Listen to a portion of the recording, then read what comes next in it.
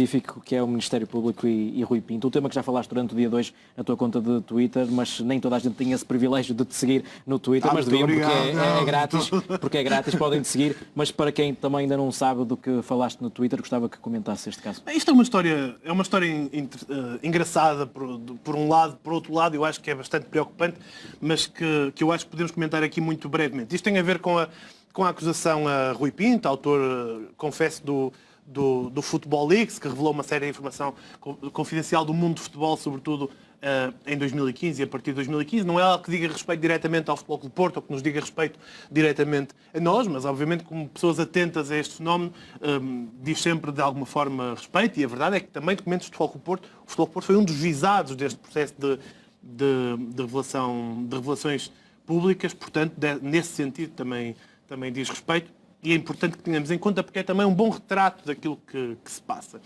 E para contar aqui uma pequena história. Isto reporta à data de 4 de novembro de 2015, quando o Futebol Leaks ainda estava ativo. Toda a gente se lembra, ou quem acompanhou esse processo, era um blog, o Futebol Leaks, que ia publicando contratos de jogadores ou com third parties, ou seja, com empresários ou com fundos de investimentos de jogadores, e que, portanto, ia tendo essa atividade de forma anónima.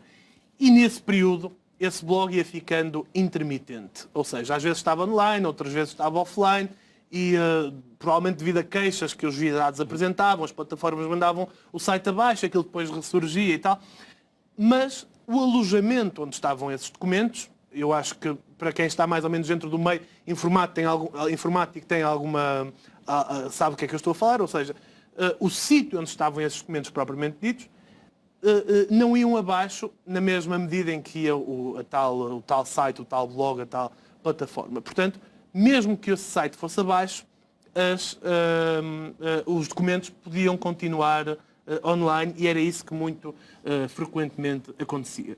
E foi isso que aconteceu neste dia que eu estou a dizer, de 4 de novembro de 2015. O site foi temporariamente abaixo, mas os documentos continuaram online, na nuvem, digamos assim, para utilizar uma expressão mais corrente e mais recente também. E esse facto, suscitou uma conversa na rede social do Twitter entre um conjunto de adeptos, no caso, pelo que eu percebo, adeptos sportinguistas, que comentavam, isto foi abaixo, o site, o que aconteceu?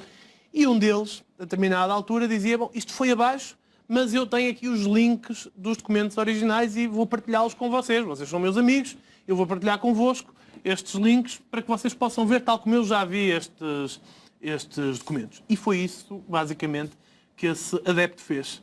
Só que nessa conversa pública, que ainda hoje está disponível na rede social Twitter, esse adepto do Sporting, que utiliza um handle, ou seja, um handle é aquilo que chama o nome no Twitter de parvo da vida, até é relativamente engraçado agora nesta história que assim seja, diz: vou já de seguida postar os links, ou seja, publicar os links para os ficheiros, e avisa os seus amigos de que o ia fazer. Ou seja, para qualquer pessoa que lê isto, qual é a conclusão que tira? Bom, são os adeptos do Sporting, estão a partilhar alguma informação, é informação pública relevante sobre o seu clube, e estão a ter uma discussão numa rede social sobre esse clube. Isto seria a conclusão normal a retirar destes factos. Mas esta simples frase, estas simples palavras, vou já de seguida postar os links para os ficheiros, levaram os nossos investigadores do Ministério Público a concluir o quê? Que este adepto do Sporting era o próprio Rui Pinto. Era o autor do Football Leaks.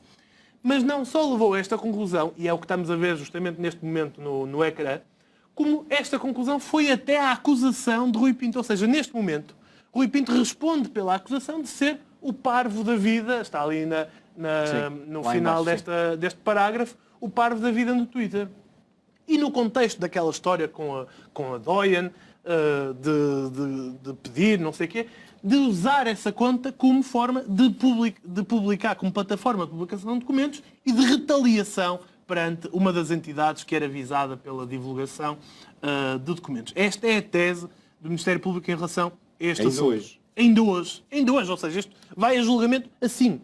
Isto é uma bizarria absoluta. Eu depois de publicar isto, fui contactado por pelo adepto do Sporting, Parvo da Vida, que me disse que era um cidadão anónimo, normal, imigrante, residente na Noruega, e que ficou absolutamente chocado, porque nunca tinha sido sequer informado de que a sua conta constava na acusação a Rui Pinto do Ministério Público, estava neste momento em fase de instrução e que seguramente irá a julgamento, e que ficou absolutamente pasmado com esta notícia, com o facto de o terem confundido a ele com aquela que é uma das personalidades mais controversas, mais discutidas da atualidade em Portugal, e na minha opinião é uma das personalidades do ano e será seguramente da próxima década. Portanto, isto retrata também um pouco aquilo que tem sido a conduta das autoridades portuguesas, designadamente do Ministério Público, relativamente a este processo. Já ouvimos no passado várias notícias de que meios do Ministério Público foram transferidos da investigação a crimes relacionados com o futebol para a perseguição a denunciantes. Isso são notícias muito preocupantes, e aquilo que vemos aqui é, uma vez mais, uma mobilização quase obsessiva por encontrar em tudo e mais alguma coisa motivo para robustecer uma determinada acusação e reforçar uma determinada tese de culpa perante, neste caso, o Rui Pinto, que é denunciante do Football Leaks. Acho que retrata um pouco aquilo que vivemos neste momento. São tempos preocupantes estes e que devemos seguir com toda a atenção, porque isto torna-se a determinada altura perigoso, porque nesta circunstância está o Rui Pinto, este coitado cidadão que ficou surpreendido com o facto da sua identidade ter sido confundida com a de um whistleblower, mas podia de facto ter acontecido com qualquer um de nós, podia ser o Migas, que estava na acusação, neste caso não o Twitter, mas o Instagram, e que era o desgraçado que era acusado de ser este ou aquilo. Não pode ser assim. É preciso haver regras claras e transparentes, e que as coisas tenham um mínimo de consistência para que possamos confiar nas instituições de um Estado de Direito, que é aquilo que nós neste momento precisamos urgentemente. É importante que as denúncias que aqui foram feitas sejam investigadas, que as denúncias que foram feitas nesse fórum também deem lugar a investigações, e que essas investigações corram a um ritmo normal e que se possa ver conclusão disso em tempo útil.